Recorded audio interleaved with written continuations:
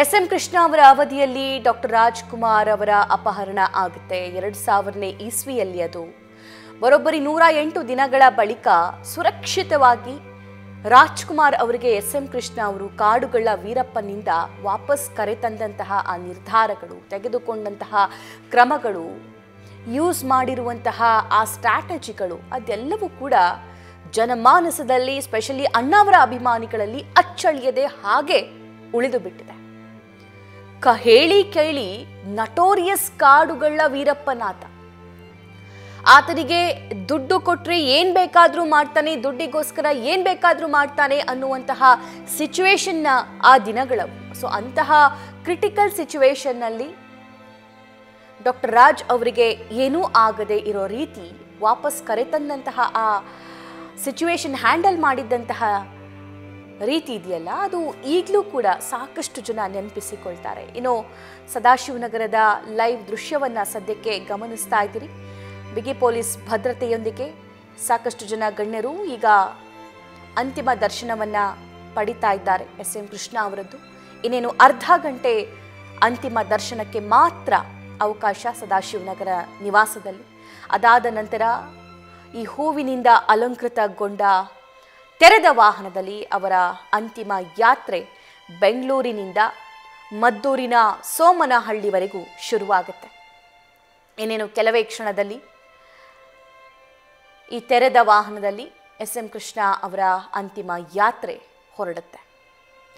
ಮಾರ್ಗ ಮಧ್ಯೆ ಬೆಳಗ್ಗೆ 8 ಗಂಟೆಗೆ ಕೆಂಗೇರಿಯಲ್ಲಿ ಅಂತಿಮ ದರ್ಶನಕ್ಕೆ ಸಾರ್ವಜನಿಕರಿಗೆ, ಗಣ್ಯರಿಗೆ ವ್ಯವಸ್ಥೆ ಇದೆ.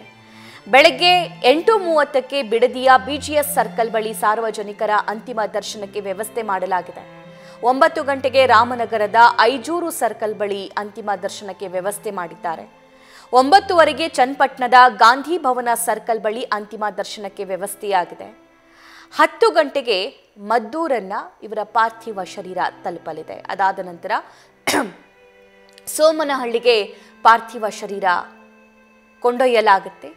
ಅಲ್ಲಿ ಒಂದು ಸ್ವಲ್ಪ ಹೊತ್ತು ಮಧ್ಯಾಹ್ನ 3 ಗಂಟೆವರೆಗೂ ಅಂತಿಮ ದರ್ಶನಕ್ಕೆ ಸ್ವಗ್ರಾಮದವರಿಗೆ, ಯಾರಿಗೆಲ್ಲ ನಿನ್ನೆ ಅಂತಿಮ ದರ್ಶನ ಪಡೆಯೋದಕ್ಕೆ ಸಾಧ್ಯವಾಗಲಿಲ್ವೋ ಮಧ್ಯಾಹ್ನ 3 ಗಂಟೆವರೆಗೂ ಅಂತಿಮ ದರ್ಶನಕ್ಕೆ ಅಲ್ಲಿ ವ್ಯವಸ್ಥೆ ಮಾಡಿದ್ದಾರೆ.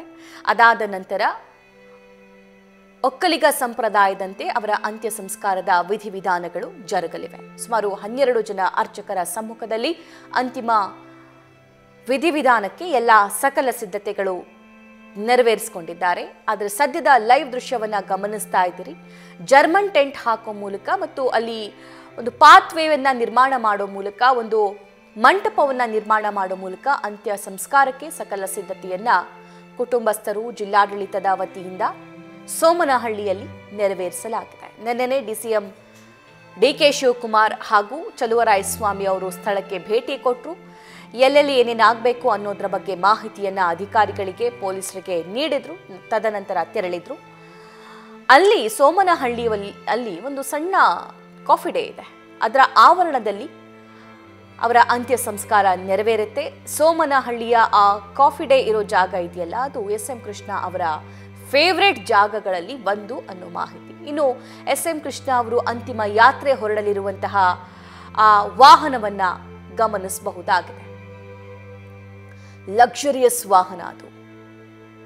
ಬಿಳಿ ಮತ್ತು ಹಸಿರು ಹೂಗಳಿಂದ ಅಲಂಕೃತಗೊಂಡಂತಹ ಆ ಶ್ವೇತವರ್ಣದ ವಾಹನದಲ್ಲಿ ಎಸ್.ಎಂ. ಕೃಷ್ಣ ಅವರು ಅಂತಿಮ ಯಾತ್ರೆಯನ್ನ ಹೊರಡಲಿದ್ದಾರೆ. 92 ವರ್ಷ ವಯಸ್ಸಾಗಿತ್ತು ಅವರಿಗೆ. ಕೊನೆ ಕ್ಷಣದವರೆಗೂ ಕೂಡ ದಣಿವರಿಯದ ಜೀವ ಅದು. ಕಳೆದ 6 ತಿಂಗಳಿನಿಂದ ಅನಾರೋಗ್ಯ ಸಮಸ್ಯೆ ಇತ್ತು. 3 ತಿಂಗಳು ಬೆಂಗಳೂರಿನ ಅಪೋಲೋ ಹಾಸ್ಪಿಟಲ್ ಟ್ರೀಟ್ಮೆಂಟ್ ಪಡಿತಾ ಇದ್ರು. ಆಗ್ಲೂ ಕೂಡ ತೇಜಸ್ವಿ ಸೂರ್ಯ ಮಾತಾಡ್ತಾ ಸಂದರ್ಭದಲ್ಲಿ ಹೇಳ್ತಾ ಇದ್ರು, ಅವರು ಹಾಸ್ಪಿಟಲ್ಗೆ ಹೋಗುವಾಗ್ಲೂ ಕೂಡ ಸಾಕಷ್ಟು ಸ್ಟ್ಯಾಂಡರ್ಡ್ ಆಗಿ ಹೋಗಿದ್ರು, ಟಾಪ್ ಆಗಿ ಹೋಗಿದ್ರು. ಗಾಗಲ್ಸ್ ಹಾಕೊಂಡು, ಅವರ ವೇಸ್ಟ್ ಕೋಟ್ ಹಾಕೊಂಡು, ಅವರ ಡ್ರೆಸ್ಸಿಂಗ್ ಸೆನ್ಸು, ಆ ಸ್ಟೈಲು, ಅದನ್ನೇ ಆ ಕ್ಷಣದವರೆಗೂ ಕೂಡ ಅವರು ಕ್ಯಾರಿ ಮಾಡಿದ್ರು ಅನ್ನೋದ್ರ ಬಗ್ಗೆ ಅವರ ಮನೆಯಲ್ಲಿದ್ದಂತಹ ಕೆಲಸದ ಸಿಬ್ಬಂದಿ ಹೇಳ್ತಾ ಇದ್ರಂತೆ. ಅದನ್ನ ಮಾಧ್ಯಮದ ಜೊತೆ ತೇಜಸ್ವಿ ಸೂರ್ಯ ಅವರು ಹಂಚಿಕೊಳ್ತಾ ಇದ್ರು. ರಾಜಕಾರಣಿಗಳಿಗೆ ಸ್ಟೈಲ್ ಐಕಾನ್ ಆಗಿದ್ರು ಎಸ್.ಎಂ. ಕೃಷ್ಣ ಅವರು. ಸ್ಟೈಲ್ ಅಂತಂದ್ರೆ ಕೇವಲ ಧಿರಿಸು ಮಾತ್ರವಲ್ಲ, ಯಾವ ಬಟ್ಟೆ ಹಾಕ್ಕೊಂಡಿದ್ದಾರೆ, ಎಷ್ಟು ಕಾಸ್ಟ್ಲಿ ಬ್ಲೇಸರ್ ಹಾಕ್ಕೊಂಡಿದ್ದಾರೆ, ಎಷ್ಟು ಕಾಸ್ಟ್ಲಿ ಗ್ಲಾಸ್ ಹಾಕ್ಕೊಂಡಿದ್ದಾರೆ, ವಾಚ್ ಹಾಕ್ಕೊಂಡಿದ್ದಾರೆ, ಇದಷ್ಟೇ ಅಲ್ಲ, ಅವರ ಹಿತ ಮಿತದ ನುಡಿಗಳು, ಅವರಿಗಿರುವಂತಹ ಆ ಜ್ಞಾನ ಸಂಗ್ರಹ ಮಾಡುವಂತಹ ರೀತಿ, ಸಮಯಕ್ಕೆ ಅನುಗುಣವಾಗಿ ತೆಗೆದುಕೊಳ್ಳುವಂತಹ ಸ್ಟ್ಯಾಂಡ್ಸ್ ಆಗಿರಬಹುದು, ಆ ಮಾತಿನ ಕಲೆಯಾಗಿರಬಹುದು, ಅದೆಲ್ಲವೂ ಕೂಡ ಒಬ್ಬ ರಾಜಕಾರಣಿಗೆ, ಒಬ್ಬ ಪರ್ಫೆಕ್ಟ್ ಜೆಂಟಲ್ಮ್ಯಾನ್ ಪೊಲಿಟಿಷಿಯನ್ಗೆ ಕರಗತವಾಗಿರಬೇಕು. ಅದೆಲ್ಲ ಗುಣಗಳು ಎಸ್.ಎಂ. ಕೃಷ್ಣ ಸರ್ ಅವರಲ್ಲಿ ಇತ್ತು.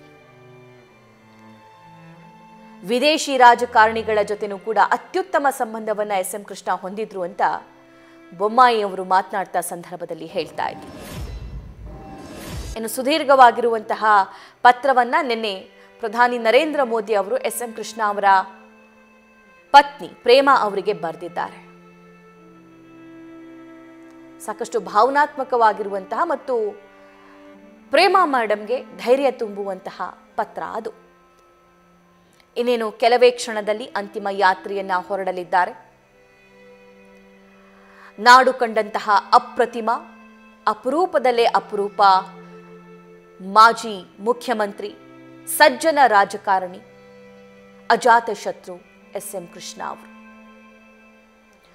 1932ರಿಂದ 2024ರವರೆಗೂ ಅವರ ಜೀವನ ಹೇಗಿತ್ತು, ರಾಜಕೀಯ ಹಾದಿಗಳು ಹೇಗಿತ್ತು ಅನ್ನೋದರ ಬಗ್ಗೆ ನ್ಯೂಸ್ ಫಸ್ಟ್ ಸ್ಕ್ರೀನ್ನಲ್ಲಿ ನಿನ್ನೆಯಿಂದಲೂ ಕೂಡ ವಿಶೇಷವಾಗಿರುವಂತಹ ಇನ್ಫಾರ್ಮೇಷನ್ನ ನೀವು ಗಮನಿಸ್ತಾ ಇದ್ದೀರಿ.